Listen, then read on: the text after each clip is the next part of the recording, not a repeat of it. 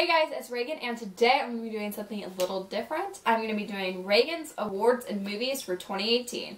Because guys, I didn't see 40 movies in theaters this year for nothing. And that's not including second viewings. So I saw a lot. So, also, before I get started, please subscribe to my channel, hit the little notification bell or whatever, because you want to get updated when I post a video. Also, I'm trying to do, in 2019, I'm not going to be probably doing any more vlogs.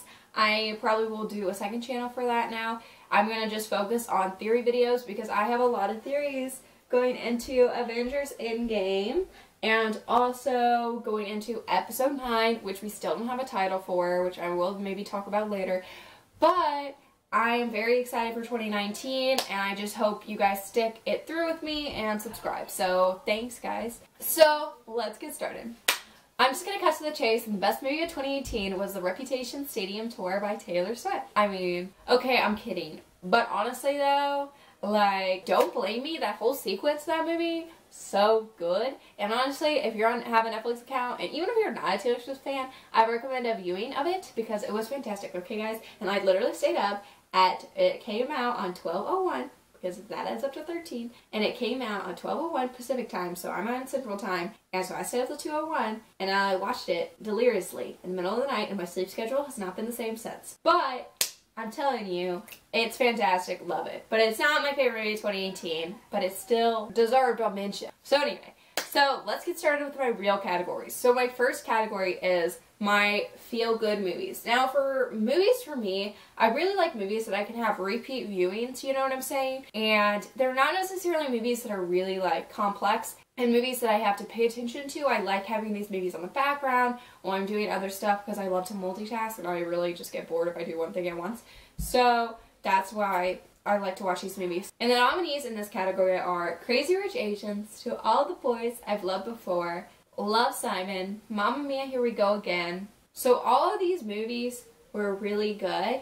I really like them. They're super entertaining, super enjoyable. But the movie I have to pick for my favorite feel-good movie is To All the Boys I Loved Before, because honestly, this movie was just so cute, and I just love it aesthetically. It's obviously a book adaptation of the same name by Jenny Han, and I love Jenny Han. Jenny Han's a great author to follow on Instagram, but she's fantastic, and this movie was just so good. I love Lana Condor. I love Noah Centineo, the White Boy of the Month for August 2018.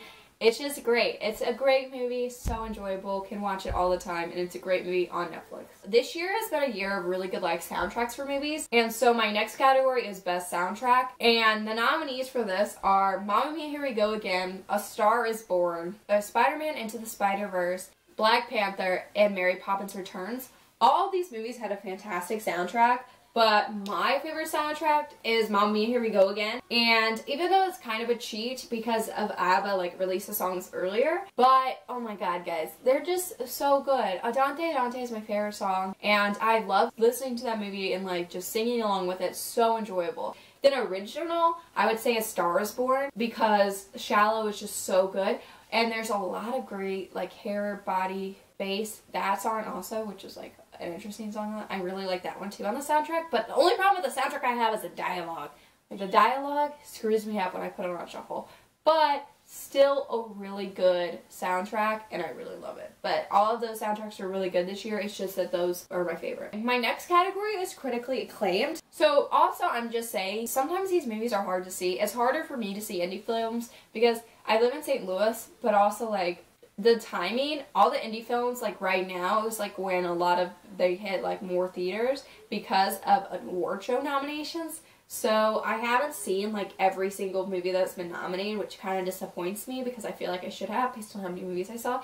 But I do have a couple of my favorites. So the nominees for Best Critically Acclaimed Movie is Black Klansman, A Star Is Born, Bohemian Rhapsody, and Beautiful Boy. So all of those movies were really good, and I can understand why they're getting a lot of critical acclaim. Personally, my favorite is A Star is Born, because I just think that the performances that Lady Gaga and Bradley Cooper brought to the table and the pacing of that movie and how the subject matter was also very entertaining and also just sad and complex, and I just really like how that movie went. Also, the ending always makes me cry. Like, I talked about the soundtrack, but like literally, ooh, I will cry every time I hear I'll Never Love Again. It's a really good movie, but I also love BlacKkKlansman. Honestly, Spike Lee is kind of my pick for Best Director, which is kind of interesting, but he's my pick for Best Director. Also, Adam Driver's been nominated for Best Supporting Actor. John David Washington has been also nominated for Best Actor,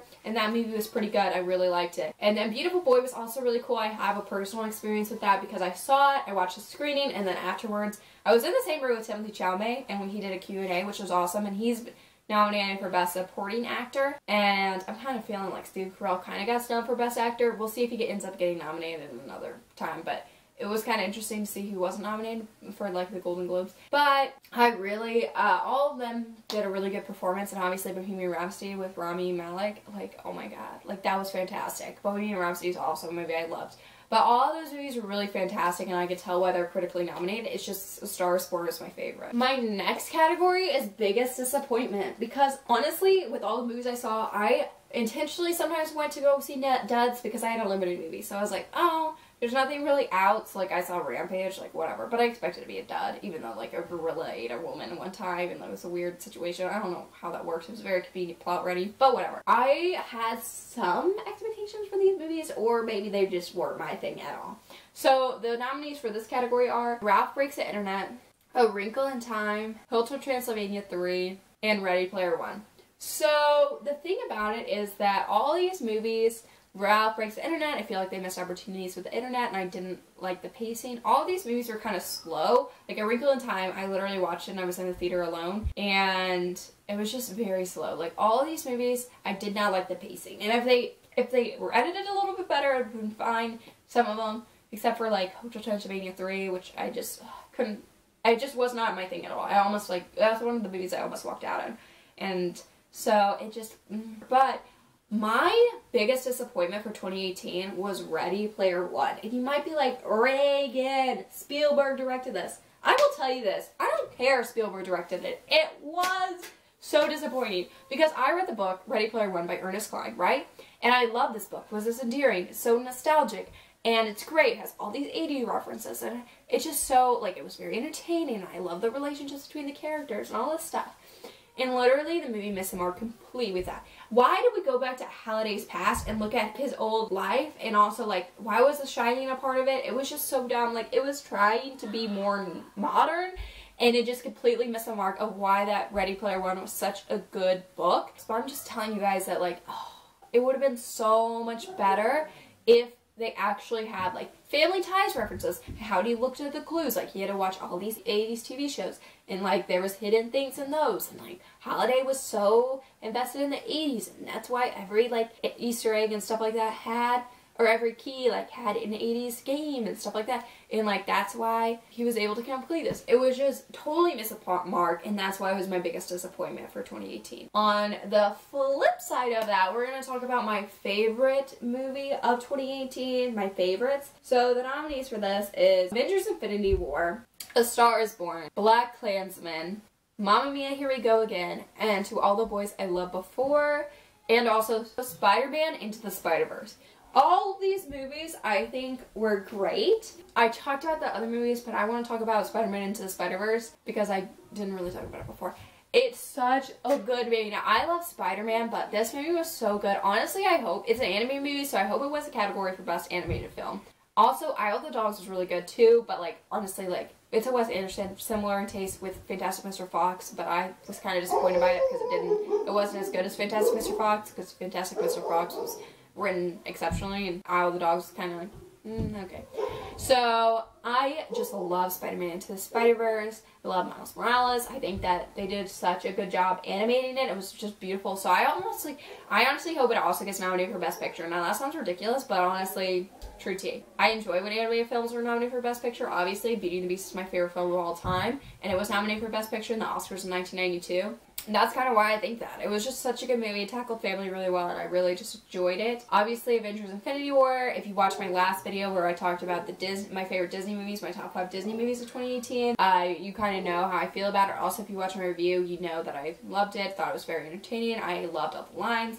I'll have a post down below my link for my Tumblr post with all my favorite lines in it. And also follow me on Tumblr if you want more nerdy, like, fan things. Honestly, all those movies are fantastic that I named, but my favorite movie of 2018 is the same as it was last video. It is Avengers Infinity War, and that's just because it's such a huge thing to tackle, and I feel like the Russo brothers tackled it very well, and it's just such a good superhero movie, and I love superhero movies, and I don't know, it was just so enjoyable. I just love that movie. I can watch it all the time. I rewatched it just recently. It was just so good. So that's my picks. This has been Reagan's Awards and Movies for 2018, because guys, that's kind of a wrap up. This is my movies.